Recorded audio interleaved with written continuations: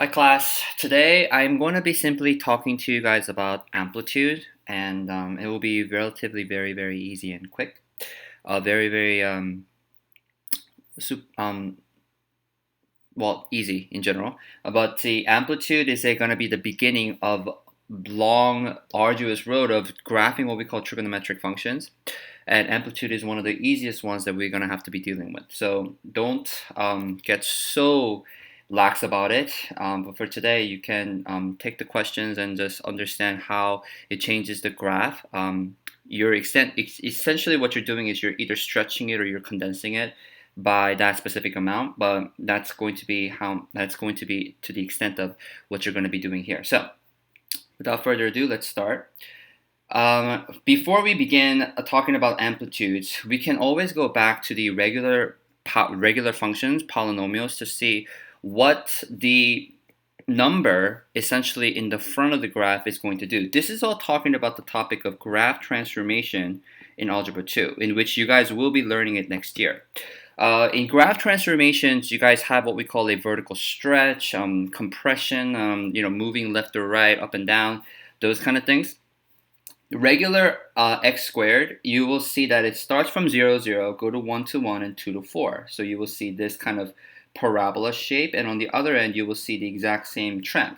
Okay, but what would happen if you were to double the value? So what would happen if you were to try to graph 2x squared? Now you can try this on the graphing calculator on Desmos, but if you have 0, 0, because if you plug in x and 2x squared, if you plug in x as 0, the 2x squared will still be 0. But what happens when you plug in 1 is that this will happen to become a 2. Notice the jump here, and at 2, this will become an 8. So it will be a lot higher than what you usually expect.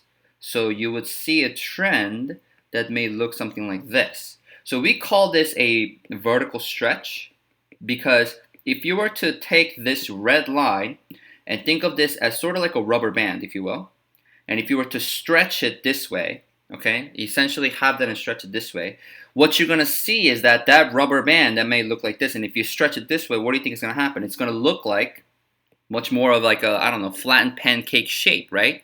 So it will be stretched, and what we'll essentially do is it's going to make it a lot leaner. Okay, it's going to make it a lot thinner than the original one because you stretched it up and down. So that number in the 2, in the graph transformation scale, it's talking about how we vertically stretch the graph. What will happen if you were to half the x squared is that it's going to have an opposite effect. 0, 1, 2, and what's going to happen is it's going to start at 0. Okay, I'm going to draw that in green. 0. And what this value is going to give you, if you plug in 1, that's going to give you 1 half. And this is going to give you 2.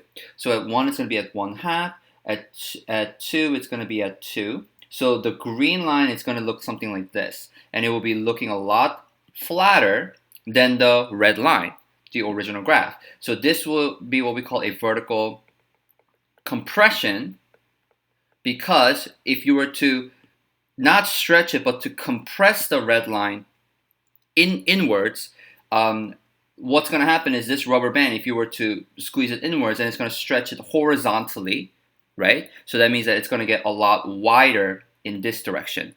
So it's going to get a lot bigger horizontally. So why am I all telling you this is because all of that still applies to this trigonometric function graph right here. Now, yesterday we have talked about how to graph sine of x, okay? And we have filled these values in. Let's go over these real quick. I really don't care about these 3 values in the middle. Pi over 2 would be 1, 0, negative 1, 0, because we really need these 5, what we like to call the essential points, to really have the plot ready. So 0, 0, 0, comma 1, 0, 0, pi over 2, comma 1, pi, comma 0, 3 pi over 2, comma negative 1, and then 0. And then you will be able to see this graph that looks like this. And then if you have, if you have the graph that looks like the other end, then you're going to have this wave here. Now for cosine graph, hopefully you guys had the answer ready for me yesterday. Cosine graph should simply be starting right there. So what I mean by that is that this point, the starting point, should be at 0, 1, because if you take a look at the unit circle trend, sine of x and cosine of x at 0, pi over 2, pi, 3 pi over 2, and 2 pi, they all have the same value, zeros or ones or negative ones, but it's shifted. So if I keep on going backwards, this was cosine graph, that is sine graph right there. Okay. All right. So now let's talk about 2 sine of x. Just like how we have done before, we really don't have to consider those values in the middle now.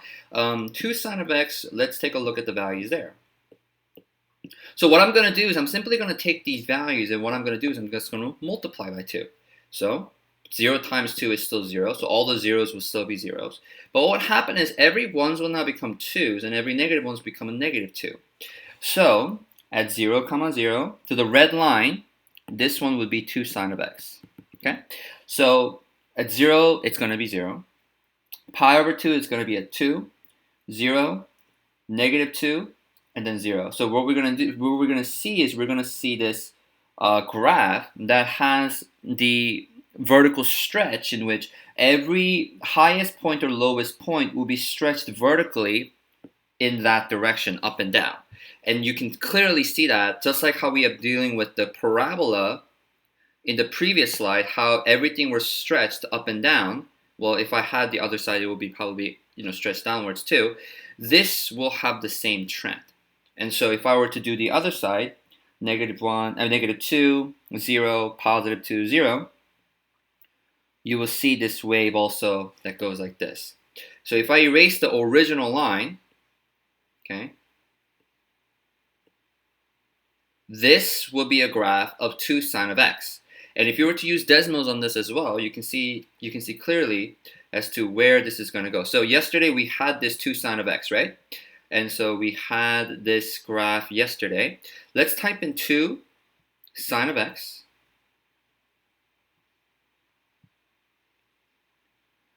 And what you're going to notice is that I'm going to get the exact same thing as what I have been just doing the past 3 minutes. Erase the first, and there we go. You see how the only transformation here that happened, okay, the only transformation that really happened is how this point moved up to this point and how this point moved up to that point. We call these the amplitude, okay? And I'm going to go over this more in detail. So let's take a look at this notes here.